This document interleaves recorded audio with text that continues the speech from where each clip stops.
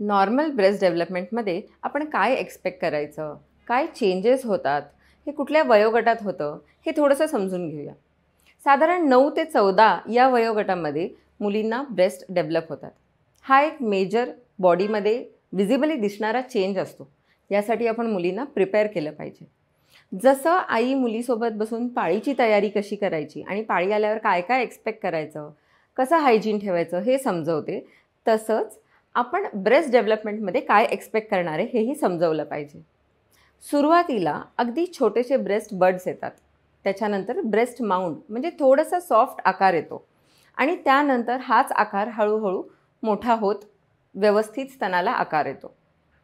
या दरम्यान बऱ्याचदा असं होऊ शकतं की डेव्हलपमेंट ही एका साईडला आधी सुरुवात झाली. जे मी म्हटलं की किशोरवयीन मुलींना घेऊन आई येते की एकाच साईडला काही कडक लागतंय, हे एकाच साईडला ब्रेस्ट डेव्हलपमेंट आधी सुरुवात झाल्याचं लक्षण असू शकतं. या पॅरेंट्सनी घाबरून न जाता डॉक्टरांना भेटलं पाहिजे. अशा पेशंट्सना आपण थोडा वेळ देतो. दुसरी साईड व्यवस्थित डेव्हलप होती आहे का नाही, हा जो कडक भाग लागतोय हा सॉफ्ट होऊन ब्रेस्ट माउंट होऊन व्यवस्थित आकार घेतोय का नाही, यासाठी थोडासा वेळ देतो. हे नक्कीच डॉक्टरांच्या देखरेखीखाली झालं पाहिजे. योग्य वेळेला काही आढळलं तर ट्रीटमेंट करता येते, पण बहुतांश वेळेला हे नॉर्मल डेव्हलपमेंटल चेंजेस असतात आणि हळूहळू जसं मुलीचं वय वाढतं तसं स्तनाला आकार येत जातो.